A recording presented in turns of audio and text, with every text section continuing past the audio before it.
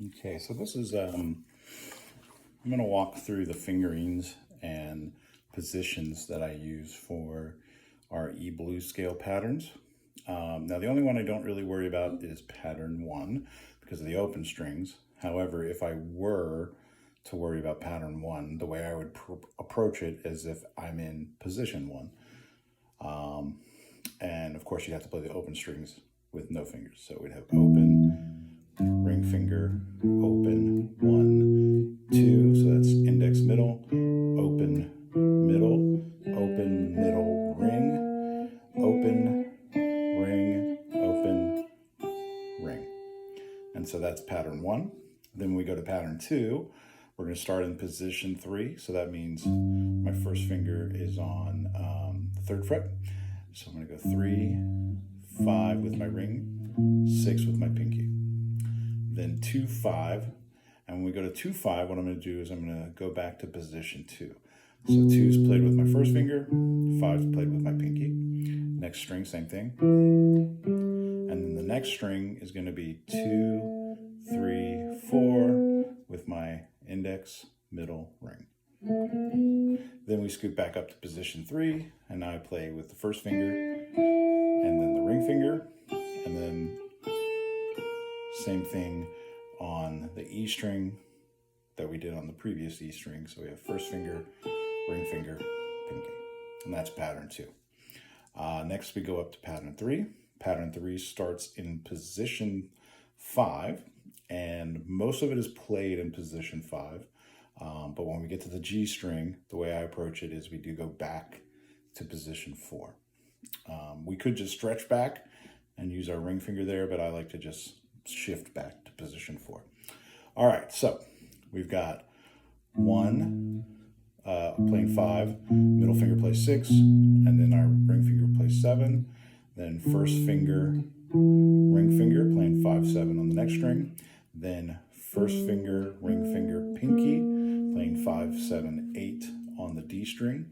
Then we shift back to position 4 and we play 4, 7. That's with my first finger and ring finger, or pinky, excuse me. And then we move up to position 5 again. We play 5, 8 with our first finger and pinky. Then we go to pattern 3 and we play 5, 6, 7 with our first, middle, ring. Okay. Then we shift up to the next pattern, which is pattern 4, and we're starting this in position 7. So I'm playing 7, 10 with my pinky and, my first finger and pinky. Then the next string, same thing, 7, 10. Then 7, 8, 9, first, middle, ring. Then 7, 9, first, ring. Then what we do is we're going to shift forward to the next position. So we're in position 8. First finger, ring finger on 10, and then pinky on 11. Then we shift back to position 7, and we play 7, 10 with our first finger and pinky. Okay, that's pattern 4. And then lastly, pattern 5, or not lastly, we're going to go over pattern 1 again.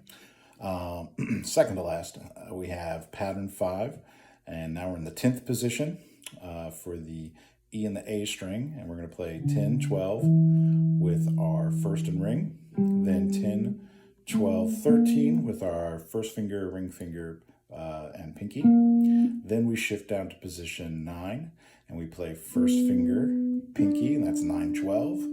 Then same thing on the G string, 9, 12.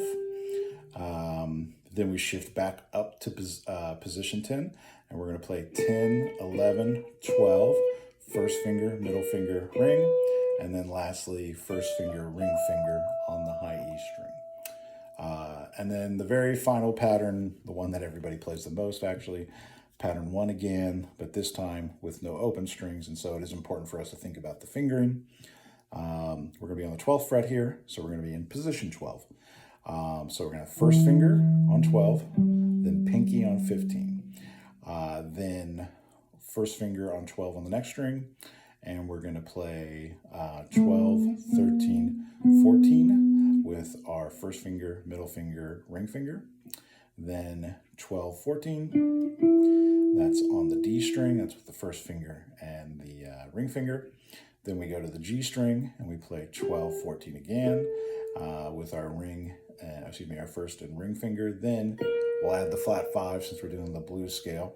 And that's going to be the 15th fret with our pinky on the G string. And then on the B and the E string, we have the same thing. We have 12, 15, first finger pinky, 12, 15 again.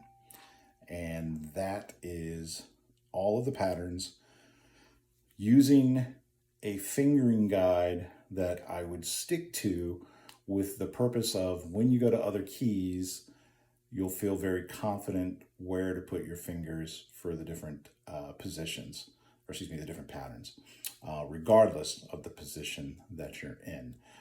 Now, when it comes to improvisation, you'll probably skip a lot of that stuff. You won't really worry about it. I know I don't. And you don't want to be stuck worrying about, am I using this finger and the right pattern and all that kind of stuff. You want to concentrate more on the musical idea that you're trying to get out and express. So when it comes to improvisation, you'll get to ignoring that. But by that point, hopefully, you've developed enough comfort to not have to worry about it. Anyways, that's my run through of the different patterns and positions that you can use in the E-blues. And then just think really hard about what fingers to use with the different patterns, regardless of position. Like there's pattern 2 in E, and I'm going to stick with this fingering if I play it in A. And that was pattern 2 in A. Same fingering, different positions. All right, I hope that helps. Bye.